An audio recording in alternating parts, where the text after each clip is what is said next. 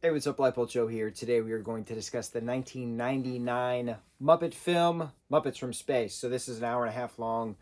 It's the third theatrical Muppet film in the 90s. So 92 we had Muppet Christmas Carol, iconic. 96 we had Muppet Treasure Island, iconic. 99 we had Muppets from Space, letdown.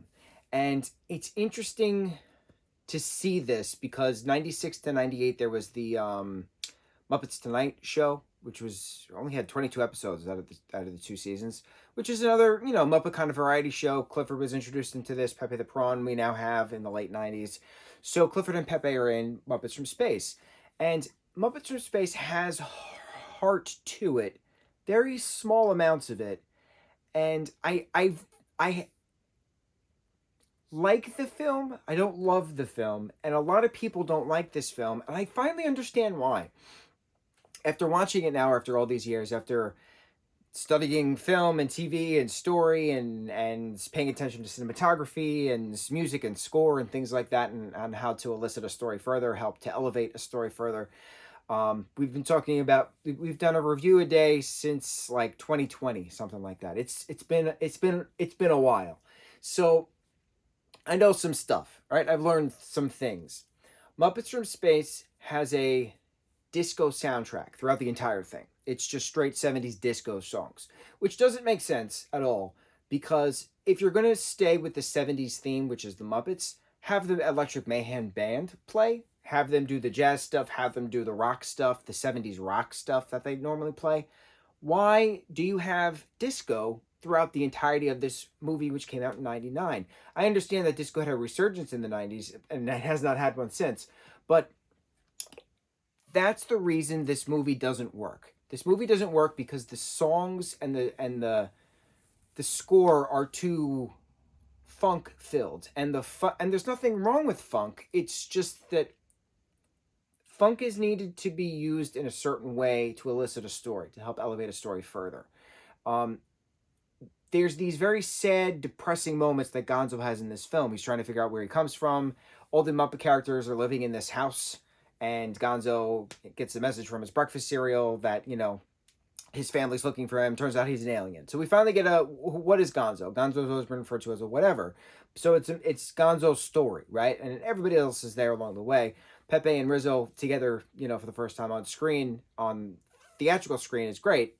And then moving forward, Pepe gets his, own lead aspect within Muppet Haunted Mansion. So it's good to see these things, but the story that we're given had a lot of potential to it, and the drawn out scenes that Jeffrey Tambor had, unfortunately, just didn't work in this film, and the constant use of the 70s disco songs throughout different scenes just didn't make sense. It didn't make sense why these 70s disco songs were used in this film. You're talking about space aliens and extraterrestrials and finding yourself, right? There's no emo kind of score to it. There was no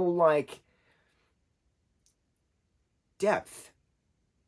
It was missing that magic that the Muppets normally have. You had some slapstick humor. Yeah, you get some chuckles out of it. Miss Piggy falling down the basement, hysterical.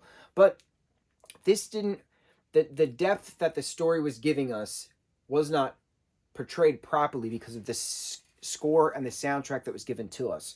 There's no reason why disco music was throughout this entire film. It made absolutely no sense. It didn't help the story. It didn't elevate the story. It just left you confused. That's why critics didn't like it. That's why the audience didn't like it. It just didn't make sense putting everything together.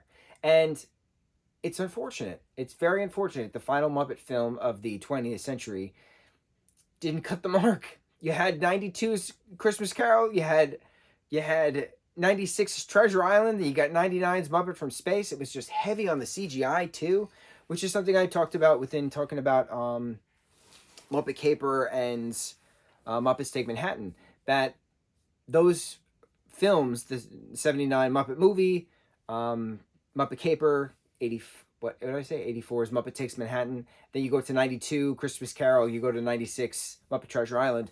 Those are great examples of Muppets from the 79 to the 96. Those are perfect examples of the Muppets, right?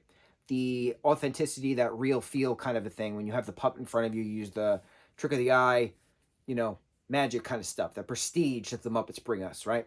Not CGI.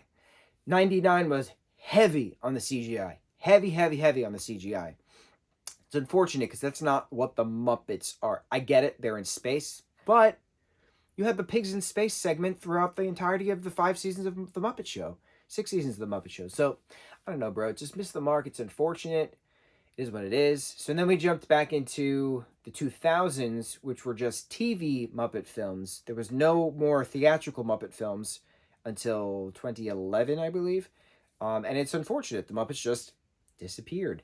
But it's slacked. 99 was that marker where that slack came from. Kermit Swamp Years is the 2002 TV film. Just got it. We're gonna watch it. We're gonna talk about it. I had to buy the DVD on Amazon because you can't get it on streaming service anywhere. Does not exist. Makes absolutely no sense. We talked about Muppet Christmas Letters to Santa. That was '02, I think, as well. Then there's the 2005 Muppet Wizard of Oz, which is another TV film. Then you have 2008's Muppet Christmas. It's a Very Merry Muppet Christmas, something like that. Or I might have switched the two.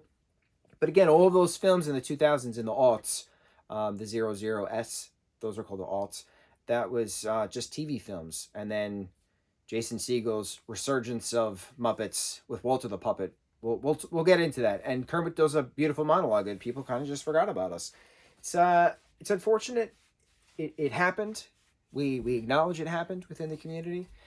Some parts have their moments. We'll talk about some parts having their moments, but no disco songs in a Muppet film where you have the Electric Mayhem band. Let them play their rock music. Does not make sense. I don't know who approved of this. On to the next review. Mucho mahalo.